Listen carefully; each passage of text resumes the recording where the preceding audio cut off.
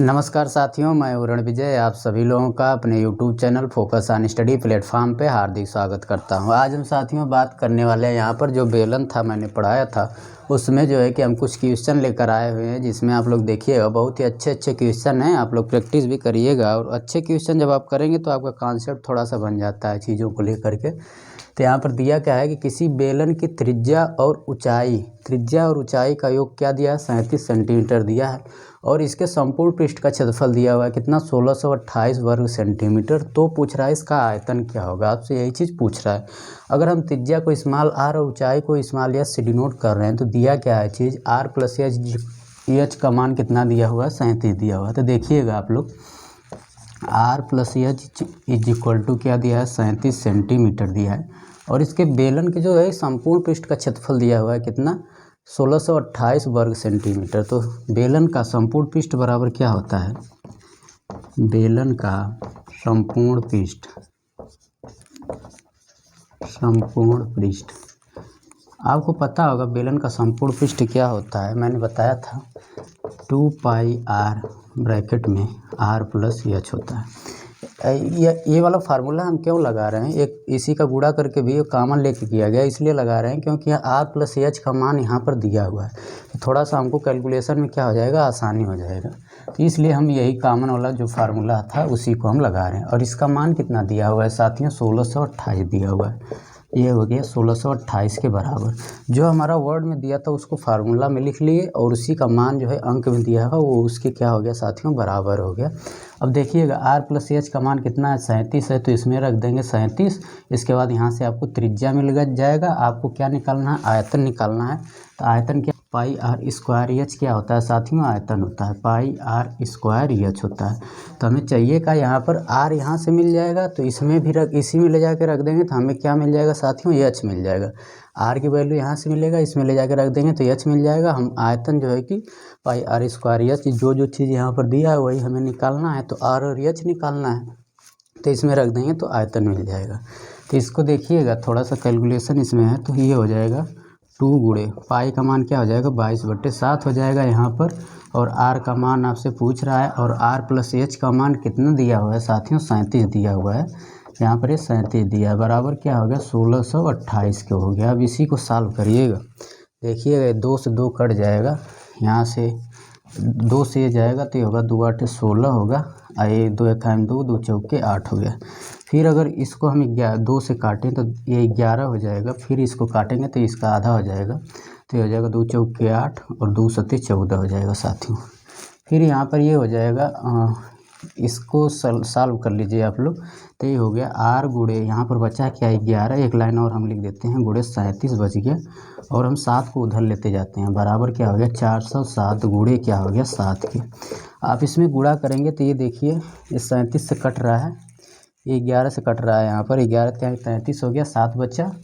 तो ये देखिए 11 33 7 बचा, 11 77 37 से 37 कट गया तो आर का मान क्या आ गया, 7 सेंटीमीटर आ गया। आपसे पूछा क्या था साथियों, आपको आयतन पूछा है, तो आर का मान मिल गया तो एच का मान इसमें रख देंगे तो एच का मान आपको मिल जाएगा।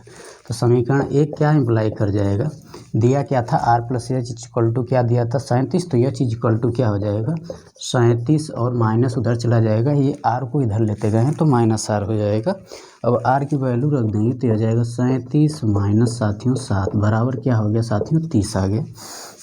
हमें स्मॉल आर मिल गया और स्मॉल एच मिल गया, हमें क्या चाहिए, इसका आयतन चाहिए। तो हमें पता है इसका आयतन का फार्मूला क्या होता है, बेलन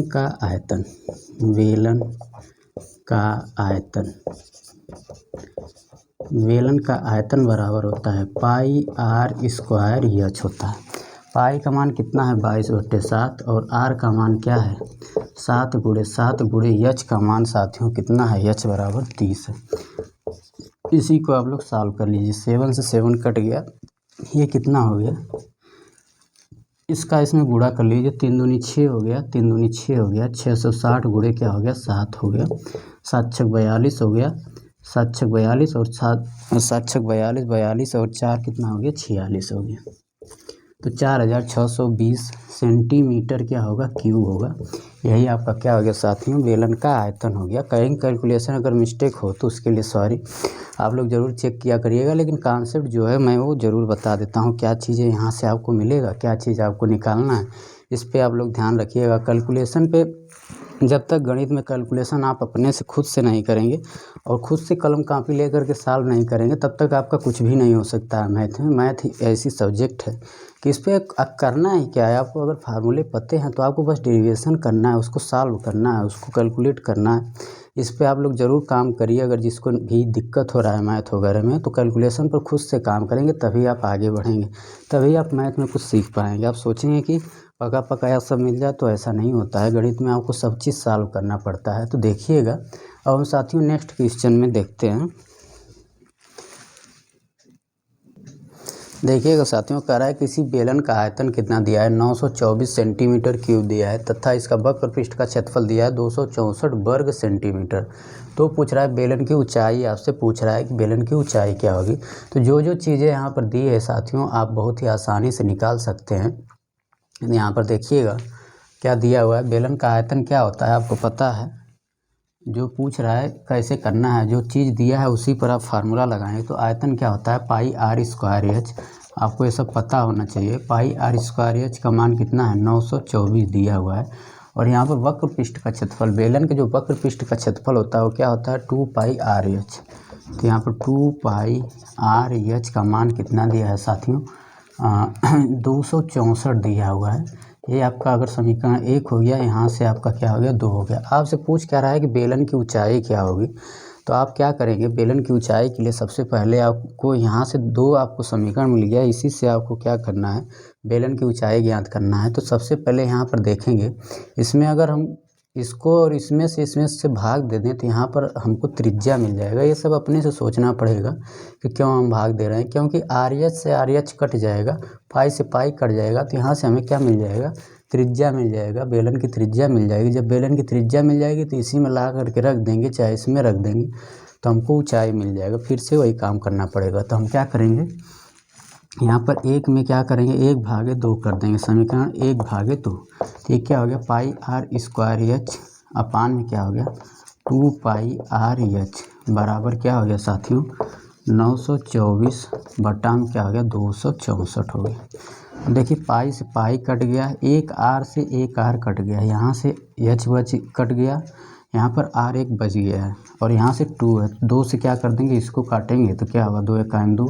तो 6 होगा, 2 दूना 4 हो जाएगा। तो आर का मान क्या होगा, ये हो गया 924 बटा में क्या हो गया, 132 हो गया।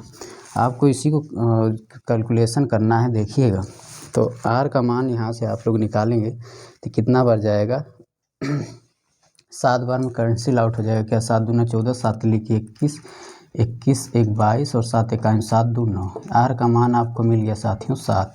तो यहाँ पर त्रिज्या भी मिला है आपको 7। अगर त्रिज्या पूछा रहता तो यही आपका आंसर हो जाता, लेकिन आपसे पूछा क्या है, ऊंचाई पूछा है।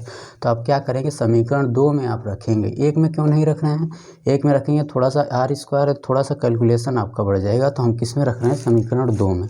समीकरण 2 में आर का मान रखने पर आप लोग लिखेंगे, समीकरण 2 में आर का मान रखने पर,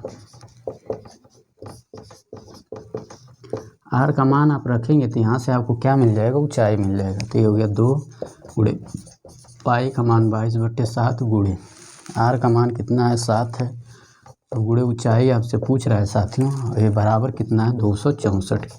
आप लोग इसी को सॉल्व कर लेंगे तो आपका ये एच का मान यहाँ से मिल जाएगा। 7 से 7 कैंसिल हो गया, इसको आप लोग सॉल्व करेंगे तो ये हो जाएगा, यहाँ ये 22, 11 दूनी 22 हो गया, यहाँ पर 11 दूनी 22, 11 चौक 44 हो गया।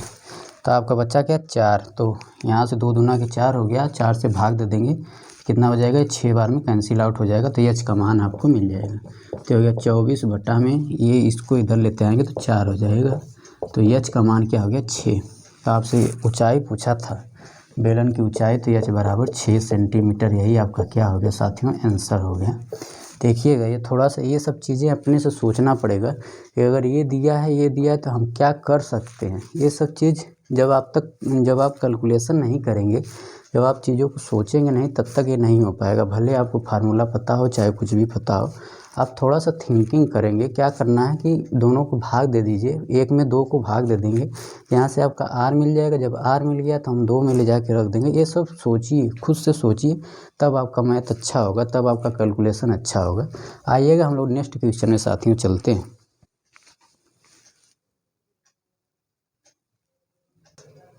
देखिएगा साथियों, कह रहा है किसी बेलन का संपूर्ण पृष्ठ दिया है कितना, 231 वर्ग सेंटीमीटर। यदि इसका वक्र पृष्ठ दिया है जो है क्या कह रहा है, इसका वक्र पृष्ठ संपूर्ण पृष्ठ का क्या है 2/3 है। तो बेलन की ऊंचाई ज्ञात करेंगे। यहाँ पर दिया क्या है थोड़ा सा देखिएगा, वक्र पृष्ठ, जो वक्र पृष्ठ यहाँ पर दिया है उस संपूर्ण पृष्ठ का क्या है 2/3 है। मतलब वक्र पृष्ठ बराबर है संपूर्ण पृष्ठ का, जिसके साथ के लगा रहता है उसी के साथ इस चीज़ का क्या होता है मल्टीप्लाई होता है। जिसके साथ का या के लगा होता है उसी के साथ क्या होता है इस चीज़ का मल्टीप्लाई होता है, और बीच में क्या आ जाता है इक्वलिटी आ जाती है। तो देखिएगा संपूर्ण पृष्ठ का क्या कह रहा है 2/3 है। तो संपूर्ण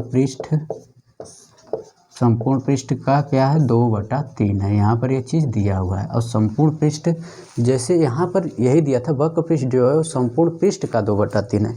इसका मतलब क्या है, वक्र पृष्ठ संपूर्ण पृष्ठ के साथ 2/3 का लगा है तो उसी के साथ 2/3 होगा। अब बीच में क्या आ जाएगा इक्वलिटी आ जाएगी।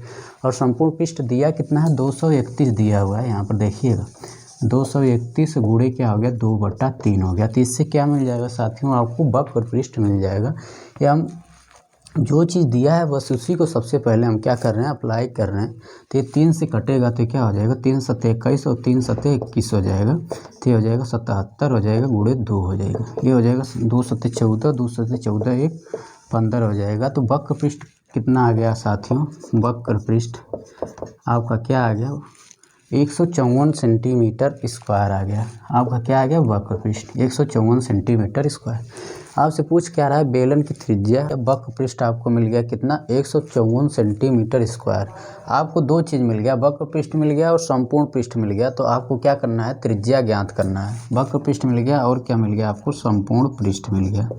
संपूर्ण पृष्ठ बेलन का संपूर्ण पृष्ठ कितना मिल गया 231 वर्ग सेंटीमीटर। ये आपका क्या मिल गया, ये दोनों चीज़ मिल गया। अब आपको क्या करना है त्रिज्या ज्ञात करना है। तो ये कितना दिया हुआ है, संपूर्ण पृष्ठ का क्षेत्रफल क्या होता है वक्र पृष्ठ का क्षेत्रफल प्लस क्या होता है दोनों आधारों का क्षेत्रफल होता है।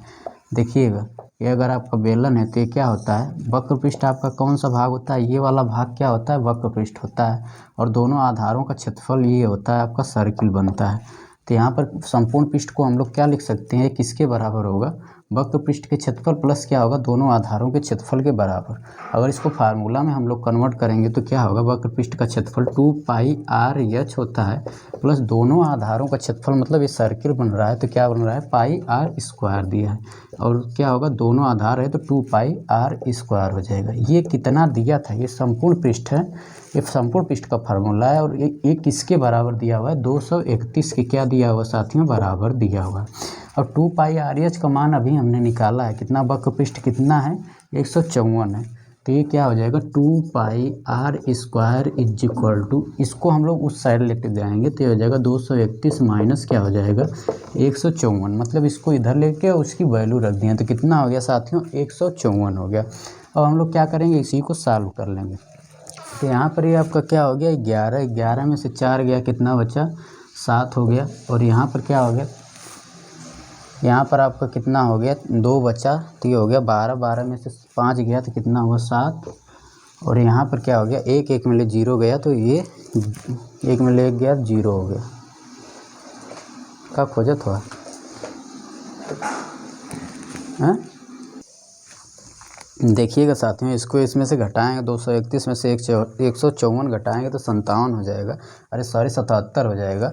और ये क्या किसके बराबर है 2πr² के। अब आप बहुत ही आसानी से r का मान निकाल सकते हैं। क्या हो गया 2 गुणे 22/7 हो गया गुणे r² इज इक्वल टू क्या हो गया 77 के। 11 दूनी 22 हो गया, 11 77 हो गया। और यहाँ से क्या हो गया एक यहाँ पर ये उधर चला जाएगा तो 49 हो जाएगा, इसका गुणा कर देंगे तो देखिएगा ये क्या हो जाएगा r² इज इक्वल टू, यहाँ पर सब यहाँ पर भाग में है 7 तो उधर चला जाएगा इस 7 के साथ तो क्या हो जाएगा गुणा में, तो 7 गुणे 7 हो जाएगा, बटा में क्या आ जाएगा यहाँ पर 2 × 2 हो जाएगा। आपको क्या करना है, इसी का जब ये आर स्क्वायर बराबर क्या है 7 × 7 बटा में 2 × 2 है, तो आर का मान क्या हो जाएगा, इसी का क्या हो जाएगा, वर्गमूल हो जाएगा। तो ये क्या हो जाएगा 7 × 7 बटा में क्या हो जाएगा, अंडर रूट में ये भी हो जाएगा 2 × 2। तो यहाँ से आर का मान क्या हो जाएगा 7/2 हो जाएगा। तो आर इक्वल टू क्या हो जाएगा साथियों 3.5 सेंटीमीटर हो जाएगा। यही आपका पूछ रहा था क्या, बेलन की त्रिज्या पूछ रही थी। तो आप लोग बहुत ही आसानी से आंसर दे सकते हैं साथियों। क्या हो गया 3.5, उसमें दशमलव थोड़ा सा नहीं दिखता है, तो कितना हो गया 3.5 हो गया। यही बेलन की क्या थी, त्रिज्या थी। ये मोस्ट इम्पॉर्टेंट आपका क्वेश्चन है। थोड़ा सा इम्पॉर्टेंट इसलिए हो जाता है कि यहाँ भी थोड़ा सा कॉन्सेप्ट है और इसमें है ये चीज़, आपको ये वाला फार्मूला लगाना पड़ेगा, क्योंकि वक्र पृष्ठ दिया है तो संपूर्ण पृष्ठ के लिए हम लोग यही वाला फार्मूला लगाएंगे। ये वाला फार्मूला नहीं लगाएंगे संपूर्ण पृष्ठ के लिए, 2πr ब्रैकेट में r + h। इससे आपको कैलकुलेशन क्या हो जाएगा, ज़्यादा हो जाएगा। तो आप लोग इसी को लगाएंगे और बहुत ही आसानी से आप लोग क्या कर सकते हैं, r का मान निकाल सकते हैं। तो आइएगा हम लोग नेक्स्ट क्वेश्चन की बात करते हैं साथियों। देखिएगा साथियों, कह रहा है किसी आयताकार कागज़ की लंबाई और चौड़ाई 88 सेंटीमीटर और 30 सेंटीमीटर है। कह रहा है इस कागज़ को इसके लंबाई के अनुदिश क्या कर दिया जाता है, मोड़कर एक बेलन बनाया जाता है। तो बेलन का आपसे आयतन पूछ रहा है। देखिएगा ये आपका क्या है, एक कागज़ का टुकड़ा है। ये क्या होता है, आयताकार है। देखिए लंबाई इसमें ज़्यादा है और चौड़ाई क्या है, कम है। तो आपका क्या हो गया, आयताकार कागज़ का टुकड़ा हो गया। इसमें कह रहा है कि लंबाई कितना दिया हुआ है, 88 सेंटीमीटर। अगर ये लंबाई है यहाँ से यहाँ तक, तो ये कितना दिया हुआ है साथियों, 88 सेंटीमीटर इसका मान दिया हुआ है। और कह रहा है कि इस कागज़ के टुकड़े को मतलब यहाँ पर फिर इसकी चौड़ाई कितना दिया हुआ है, 30 सेंटीमीटर। यहाँ पर ये क्या हो गया, इसकी चौड़ाई अगर ये हो गई तो ये क्या हो गया, 30 सेंटीमीटर क्या हो गया, चौड़ाई हो गया। देखिएगा आप लोग, ये 30 सेंटीमीटर चौड़ाई हो गया। फिर कह रहा है कि इसके लंबाई के अनुदिश मोड़कर एक बेलन बनाया जाता है। तो आपको क्या करना है, इसकी लंबाई ये है, ये आपकी क्या है लंबाई, तो इसी के अनुदिश मोड़ना है। तो ये आपका क्या हो जाएगा, एक बेलन बनेगा। इसी की लंबाई के अनुदिश जब आपको कहेगा तो लंबाई के अनुदिश आप मोड़ेंगे, चौड़ाई के अनुदिश जब आपको कहेगा तो चौड़ाई के अनुदिश मोड़ेंगे। लेकिन इसमें एक थोड़ा सा एक कॉन्सेप्ट आ जाता है। ये क्वेश्चन बहुत इंपॉर्टेंट है, आपसे कई बार पेपर में पूछा जाता है। आपको करना क्या है, देखिएगा ये लंबाई के अनुदिश आपने क्या कर लिया, मोड़ करके एक बेलन बना लिया। देख लीजिए थोड़ा सा बस। तो यहाँ पर क्या होगा, ये जो बनेगा, ये ऊपर क्या बन रहा है आपका, एक वृत्त बन रहा है। और ये जो वृत्त होगा ऊपर, ये वाला हिस्सा वृत्त बन रहा है, ये वाला हिस्सा, और ये वृत्त बन रहा है। तो वृत्त की परिधि के बराबर ही ये इसकी क्या हो जाएगी साथियों, लंबाई हो जाएगी। मेरा कहने का तात्पर्य ये है, क्यों ये वृत्त की परिधि के बराबर होता है। वृत्त की परिधि या परिमाप, परिमाप का मतलब क्या होता है, उसमें जितनी भी भुजा है उनका क्या होता है, योग। तो यहाँ से यहाँ तक की इस भुजा का, अगर इसको हम लोग अगर भुजा इस तरह से समझें, तो यहाँ से यहाँ तक का माप कितना दिया हुआ है, लंबाई का दिया हुआ है साथियों 88 सेंटीमीटर दिया हुआ है। ये चीज़ आपका यहाँ से यहाँ तक 88 सेंटीमीटर दिया हुआ है। ये किसके बराबर है, वृत्त की परिधि की क्या है साथियों, बराबर है। यही हम आपको समझाने वाले थे, इसलिए थोड़ा सा कागज़ लेकर के आपको मोड़ना पड़ा, यहाँ पर समझाना पड़ा। ये लंबाई के अनुदिश का था। अगर आपको क्वेश्चन में चौड़ाई के अनुदिश मोड़े, अच्छा एक चीज़ और, अगर ये लंबाई के अनुदिश मोड़ दिया तो ये क्या हो गया, परिधि की इसकी लंबाई जो हो जाएगी, लंबाई के अनुदिश मोड़ेगा तो इसकी लंबाई क्या हो जाएगी, वृत्त की परिधि की क्या हो जाएगी, बराबर। ये जो बेलन बन रहा है इसकी ऊंचाई कितना हो जाएगी, ऊंचाई जो होगी वो चौड़ाई जो मिलेगा इसका, ये उसकी ऊंचाई का काम कर जाएगा। देखिएगा आपका बेलन यही बनेगा साथियों, तो ये आपका ऊंचाई का काम कर जाएगा। आप लोग ऐसे थोड़ा समझिएगा। तो जो चौड़ाई होगा वो ऊंचाई में बदल जाएगा, और जिसके अनुदिश आप मोड़ रहे हैं वो वृत्त की परिधि में कन्वर्ट हो जाएगा। इतना ही नहीं साथियों, अगर आपसे क्वेश्चन में कहे कि चौड़ाई के अनुदिश आप मोड़ रहे हैं, तो देखिए ये आप चौड़ाई के अनुदिश मोड़ रहे हैं कितना, 30 सेंटीमीटर। तो ये आपका वृत्त का परिधि हो जाएगा। वृत्त की परिधि की लंबाई कितनी हो जाएगी, 30 सेंटीमीटर। तो क्वेश्चन क्या कह रहा है उस पर आप लोग जाइएगा। अगर लंबाई के अनुदिश मोड़ने को कहे तो लंबाई के अनुदिश मोड़िएगा, वहाँ पर जो आपको मिलेगा वृत्त का क्या मिलेगा, परिमाप मिलेगा। तो कहने का मतलब यही है कि जैसे आपका एक आयताकार अभी बनाए थे, कागज़ से समझा दिए हैं, थोड़ा सा यहाँ पर आपको इस तरह से डायग्राम में बता देते हैं। ये आपका क्या है, एक आयताकार क्या है आपका पेपर है, और इसी को क्या किया है, 88 सेंटीमीटर ये था। यहाँ पर लंबाई इसकी कितनी है, 88 सेंटीमीटर, और इसकी ऊंचाई यहाँ पर दी हुई है, मतलब यहाँ पर चौड़ाई दी हुई है कितनी, 30 सेंटीमीटर। तो यहाँ पर ये हो गया क्या, 30 सेंटीमीटर, इसकी क्या हो गई, ऊंचाई हो गई। यहाँ से आपको कह रहा है किसके अनुदिश मोड़ना है, इसी के अनुदिश मोड़ना है, लंबाई के अनुदिश क्या करना है, मोड़ना है। तो आप ऐसे मोड़ेंगे तो ये जो होगा आपका वृत्त की, ये यहाँ पर आके सट जाएगा तो ये वृत्त की परिधि का काम कर जाएगा, और ये जो भाग होगा साथियों वो क्या हो जाएगा, ऊंचाई का काम कर जाएगा। मेरा कहने का तात्पर्य यही है साथियों। तो आइएगा हम लोग देखते हैं इसको, बहुत ही अच्छा क्वेश्चन है और देखिएगा। तो यहाँ पर आप लोग क्या लिखेंगे, बस हम डायरेक्ट लिख रहे हैं कि कागज़ को मोड़ने पर, थोड़ा सा लिख ही देते हैं, कागज़ को लंबाई के अनुदिश मोड़ा गया, अनुदिश मोड़ा गया है। आप लंबाई के अनुदिश मोड़ा गया है तो ये क्या कर जाएगा, वृत्त का क्या हो जाएगा साथियों, वृत्त के परिमाप के क्या हो जाएगा, बराबर हो जाएगा। वृत्त के परिमाप के क्या होगा, बराबर। कहने का मतलब यही हो जाएगा। ये आप लोग नोट में वहीं पर क्या कर लेंगे, लिख लीजिएगा, ठीक। तो बराबर होगा, कहने का मतलब मेरा यही। तो आप लोग इसको नोट में कहीं लिख लीजिएगा साइड में कि जिसके अबाउट मोड़ेंगे वही क्या होगा, वृत्त की परिधि हो जाएगी, और जो शेष भाग बचेगा वो बेलन का क्या हो जाएगा, ऊंचाई बच जाएगा। मतलब अगर चौड़ाई को नहीं कुछ कर रहे हैं तो क्या कर जाएगा, ऊंचाई का काम कर जाएगा। तो यहाँ पर क्या हो जाएगा, वृत्त के परिमाप के बराबर होगा या परिधि के बराबर। तो वृत्त का परिधि क्या होता है, 2πr, और 2πr का मान ये कितना है साथियों, 88 है। ये मोस्ट इम्पॉर्टेंट है, कभी लंबाई के अनुदिश मोड़ता है, कभी चौड़ाई के अनुदिश।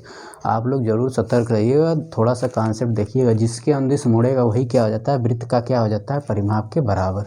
और इसका ऊंचाई क्या हो जाएगा साथियों, ऊंचाई कितना है, 30 है। तो यहाँ से एच आपका मिल जाएगा। ये जो चौड़ाई होती है वो बेलन की ऊंचाई के क्या कर जाएगा, काम कर जाएगा।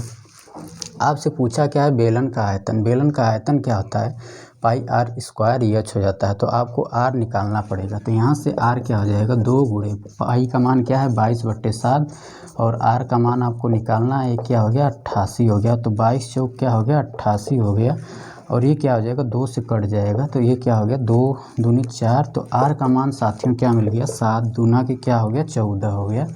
आपसे पूछा क्या है, आपसे पूछा है बेलन का, आपसे आयतन पूछा है। तो बेलन का आयतन क्या होता है, πr² एच। सब चीज़ मिल गया, r मिल गया, एच मिल गया। बहुत ही आसानी से बेलन का क्या निकाल सकते हैं, आयतन। तो लिखिएगा, बेलन का आयतन, बेलन का आयतन बराबर क्या होगा, πr² एच हो जाएगा। तो आपको जो जो चीज़ दिया है यहाँ पर आप लोग लिख लीजिए, 22/7 गुणे r का मान 14 गुणे 14 गुणे क्या हो गया, ऊंचाई क्या हो गई, 30 हो गई।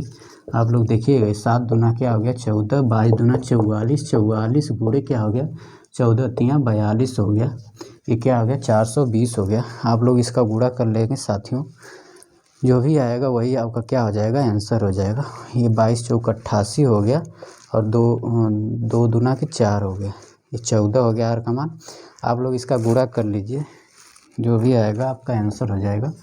44 में 42 का गुणा करना है। ये 2 चौक के 8, 2 चौक के 8, 4 चौक के 16, 4 चौक के 16, एक क्या हो गया, 17 हो गया, 8 6 14 हो गया, ये 7 1 8 हो गया, 1800 क्या हो गया, 48, और एक 0 यहाँ पर आ जाएगा। यही क्या हो जाएगा, बेलन का आयतन हो जाएगा, सेंटीमीटर क्यूब में हो जाएगा। तो आइएगा साथियों, इसको करना क्या है, एक बार फिर से समझा देते हैं। जिसके अबाउट कहे, जिसके अबाउट मोड़ने को कहे, लंबाई के अबाउट कहेगा मोड़ने को, तो लंबाई को वो क्या हो जाएगी, वृत्त की परिधि के बराबर हो जाएगी या परिमाप के बराबर हो जाएगा। चौड़ाई का अनुदिश कहेगा तो जिसके अनुदिश मोड़ने को कहेगा वही वृत्त की परिधि के क्या हो जाता है, बराबर हो जाता है। और जो शेष भाग बचता है वो क्या हो जाता है, बेलन की ऊंचाई का काम कर जाता है। अगर लंबाई के अनुदिश मोड़ रहे हैं तो चौड़ाई जो हो जाएगा वो बेलन की ऊंचाई का काम कर जाएगा। अगर चौड़ाई के अनुदिश मोड़ रहे हैं तो लंबाई क्या हो जाएगा, बेलन की ऊंचाई के अनुदिश काम कर जाएगा। जिसके अबाउट मोड़ेंगे वो वृत्त का क्या मिल जाएगा, परिमाप या परिधि वहाँ से आपका मिल जाता है साथियों। बहुत ही अच्छा क्वेश्चन रहा है। और नेक्स्ट क्वेश्चन की बात करते हैं साथियों, तब तक देखिएगा आप लोग नेक्स्ट क्वेश्चन।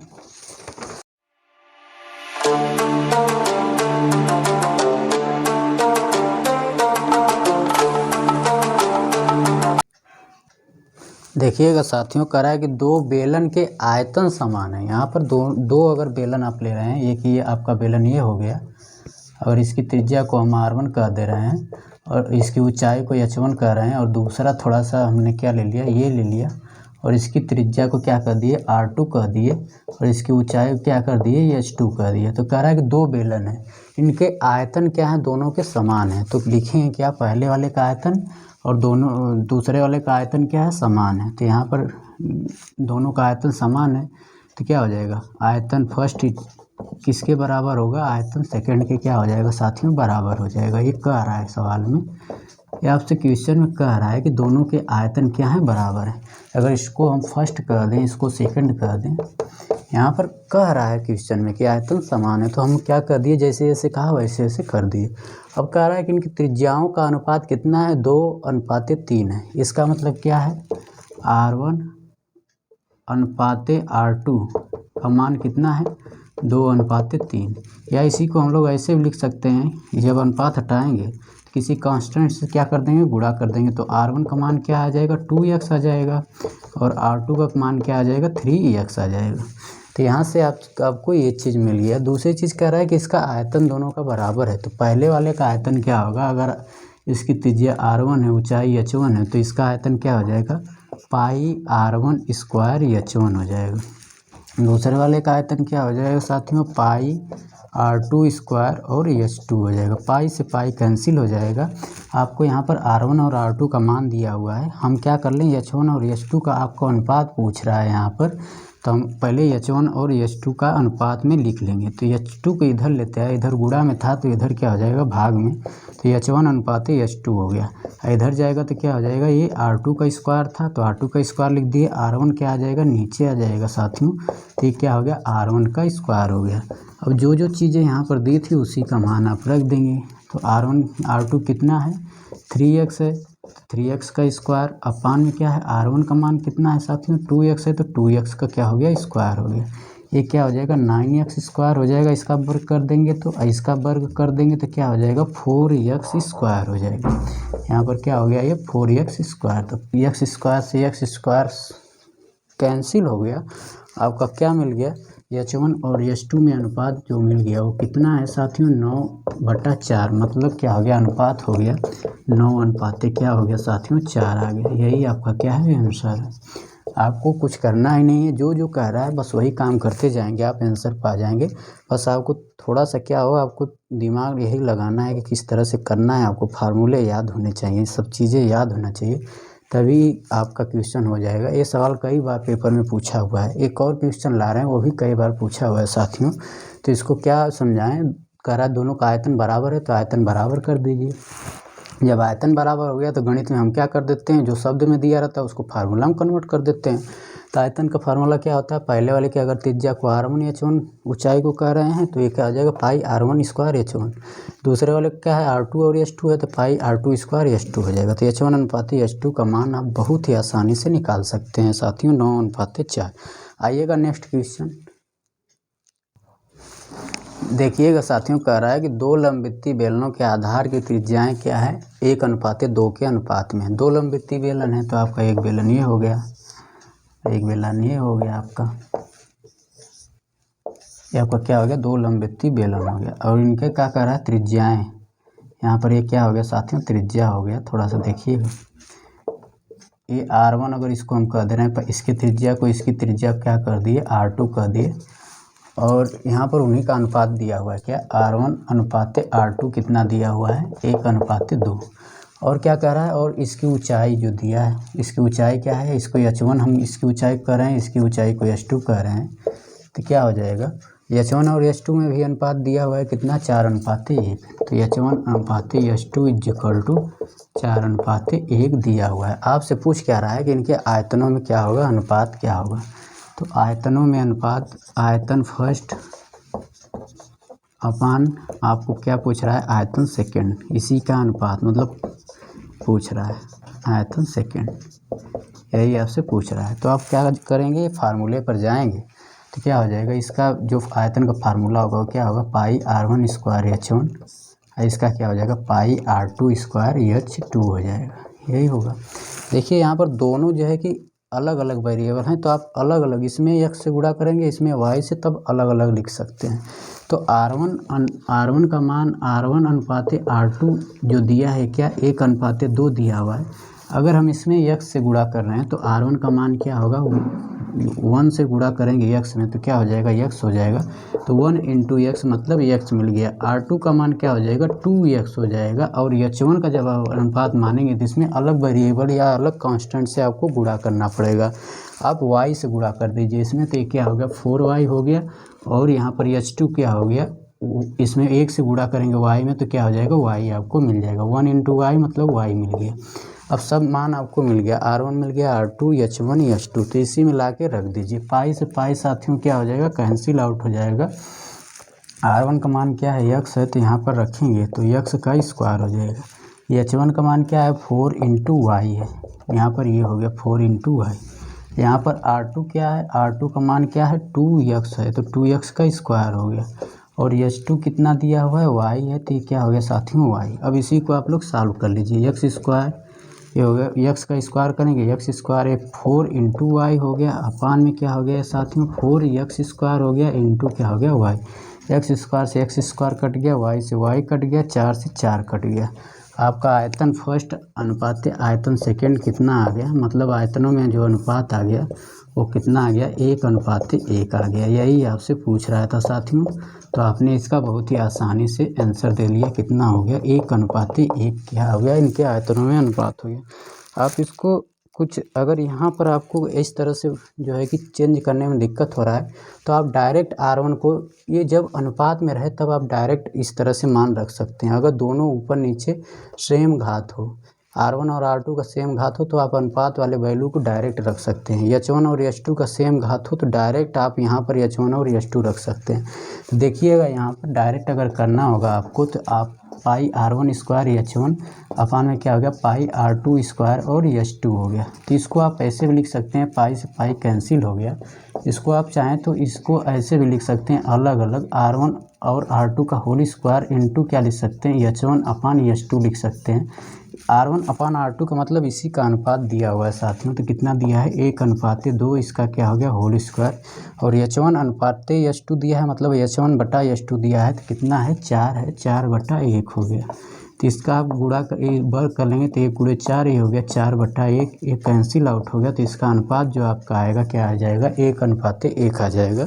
तो आज के लिए इतना ही, कल हम शंकु पर आते हैं साथियों, फिर उसके बाद आपका बचेगा गोला। तो कल एक वीडियो में लगभग हो जाना चाहिए, तो इसको देख लीजिएगा, बहुत ही अच्छा है क्वेश्चन है, कई बार पेपर में आपके पूछा हुआ क्वेश्चन है।